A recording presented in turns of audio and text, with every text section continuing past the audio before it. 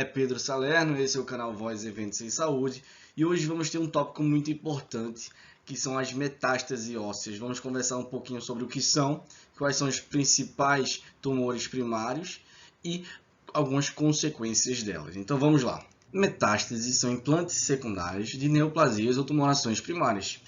Se a gente pensar que quando as células neoplásicas de uma tumoração primária ganham a corrente sanguínea ou outra via de disseminação, a gente pode considerar elas como se fosse uma semente. Essa semente precisa de um local para recebê-la, que a gente pode chamar de solo. Essa é a teoria do solo e da semente. Nem todo solo consegue cultivar toda a semente. A semente e o solo precisam ter uma interação especial.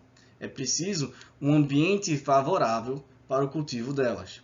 E essa teoria da semente e do solo tenta explicar o porquê algumas neoplasias primárias têm predileção por alguns sítios secundários. Então, essa é a teoria do solo e da semente.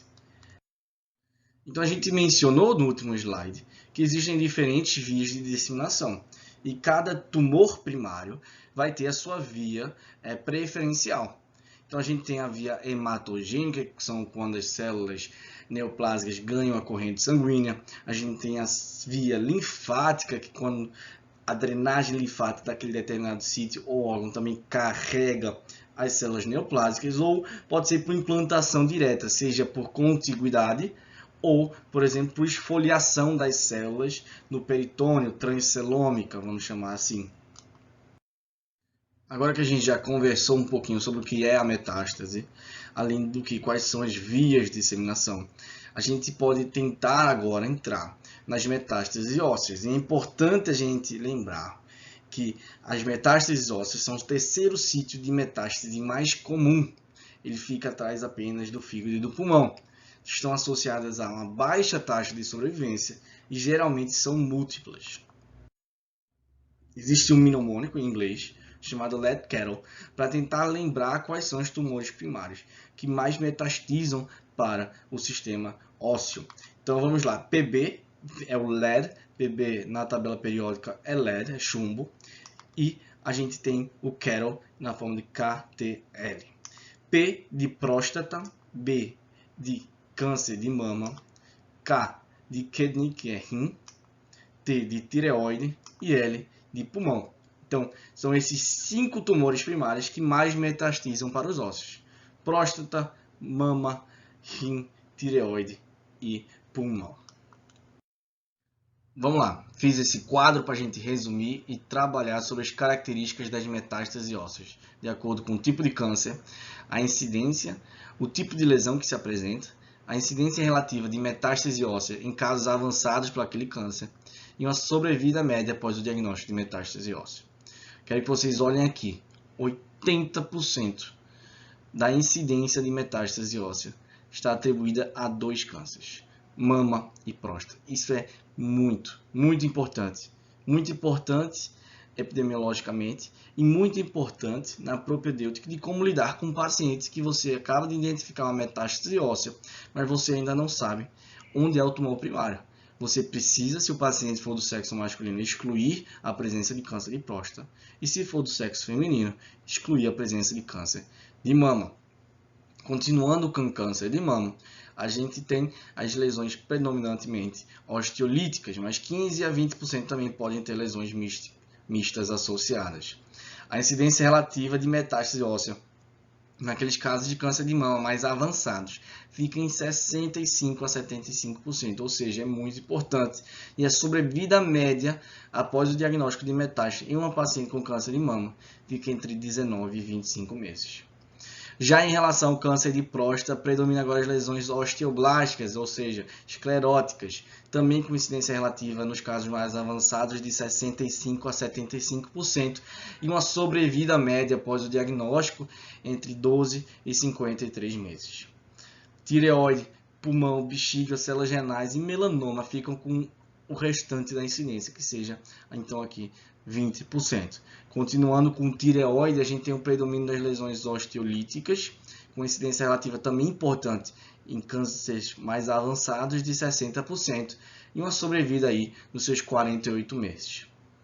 Já pulmão, a gente pode dividir se é de pequenas células ou de não pequenas células. Se for de pequenas células, o tipo de lesão é osteoblástico. Se for não pequenas células, é osteolítico.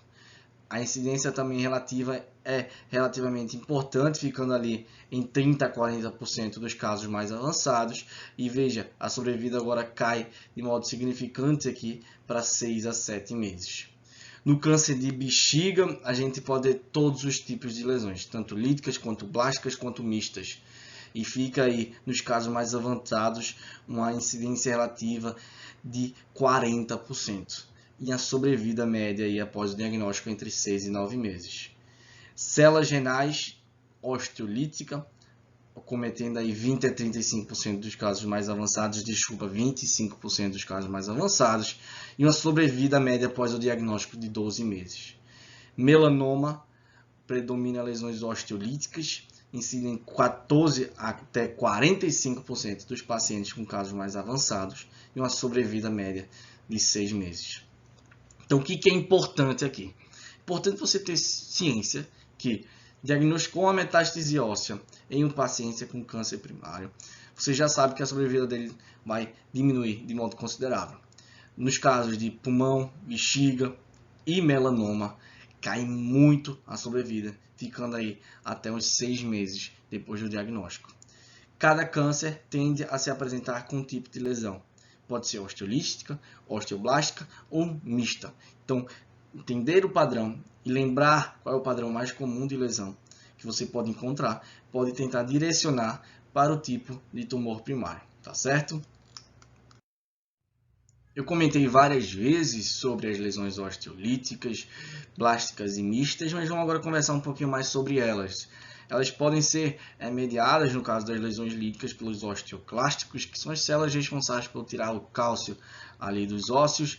Pode ser secundária também ao aumento daquela massa ali e ter então uma compressão vascular com uma isquemia secundária. Além disso, um terceiro fator que também está relacionado aos osteoclastos seria o peptídeo relacionado ao PTH, que vai favorecer a ligação do RANKL com o RANK e, consequentemente, estimular o precursor do osteoclástico a se transformar em osteoclástico. Se a gente aumenta os osteoclastos, a gente vai aumentar a capacidade lítica dessas células e predomina, então, uma diminuição da ossificação, lesando, então, o osso e levando às lesões líticas que a gente consegue observar pelos exames de imagem. Vamos lá, agora a gente tem as lesões blásticas, ou seja, que aumentam o predomínio dos osteoblastos naquela gangorra de poder, em que então a gente vai ter lesões que vão ter mais formação óssea, consequentemente aparecer mais branquinha lá para a gente na imagem. Elas são menos compreendidas do que as lesões líticas. Uma das teorias envolve o câncer de próstata. Ele estaria de fato também envolvido na sequência ali do peptídeo relacionado ao PTH, que são produzidos pelas algumas tumorações, e no caso desse câncer de próstata, o antígeno prostático específico estaria inibindo o PTRP e, consequentemente, atrapalhando toda essa cascata e favorecendo a formação óssea. Agora que já conversamos um pouco sobre os principais tumores primários, e já conversamos também sobre os tipos de lesões mais comuns, a gente pode conversar sobre as repercussões, as consequências. Uma delas, e muito importante, seria a hipercalcemia, que existem diversos mecanismos para ela. Pode ser através da osteólise local, aumentando o cálcio sérico. Pode ser da osteólise generalizada pelos fatores humorais secretados pelo tumor, ou seja, aquele peptídeo relacionado ao PTH, favorecendo ali uma osteólise generalizada. O aumento da reabsorção tubular de cálcio, também mediado por esses peptídeos, e uma função renal glomerular prejudicada. Quais são os sintomas? A gente tem constipação, náusea e vômitos, poliúria, que pode inclusive levar a desidratação e uma lesão renal aguda pré-renal, polidipsia, fadiga, confusão mental e rebaixamento do nível de consciência e dor abdominal. A gente pode classificar a hipercalcemia em leve, quando os níveis estão entre 10,5 até 11,9, ou moderada, entre 12 até 13,9 e grave quando está acima de 14. Um outro componente que afeta muito a qualidade de vida seria a dor óssea nesse paciente. Um paciente que tem câncer e surge uma dor óssea, que geralmente ele piora à noite, é uma dor que ele não consegue localizar direito, estaria muito associado ao desenvolvimento de metástase óssea. E pode ser por alguns mecanismos, pode ter um componente mecânico, em que existe um efeito de pressão ou massa, que leva a uma perda de força e uma dor relacionada com a atividade. Além disso, a gente pode ter um componente inflamatório também, com a liberação local de citocinas e mediadores que vão causar uma irritação periosteal e estimulação dos nervos. Então vamos lá, para terminar, a gente tem as fraturas patológicas, que podem ocorrer até 30% dos pacientes com metástase óssea. Pode acometer os ossos longos e pode também acometer, por exemplo, os corpos vertebrais, inclusive podendo causar um colapso vertebral. É uma importante fonte de morbidade para esses pacientes e você precisa fazer um manejo adequado também. Então, pessoal, esse foi a nossa conversa de hoje. Espero que tenham gostado. Uma visão assim bem geral das metástases ósseas. Passeamos ali pelo conceito da teoria do solo e da semente. Conversamos sobre o PB-Keto, que é o mnemônico que ajuda a lembrar das principais causas, os tipos de lesões que ela podem se apresentar. Além disso, de algumas das consequências mais importantes, como hipercalcemia, dor óssea e fraturas patológicas. É claro que existe muito mais sobre esse assunto. Se você gostou, por favor, considere deixar aqui o seu like, se inscrever no nosso canal, ajuda a gente a continuar trazendo conteúdo aqui 100% gratuito para você. Então, muito obrigado e até a próxima. Tchau, tchau.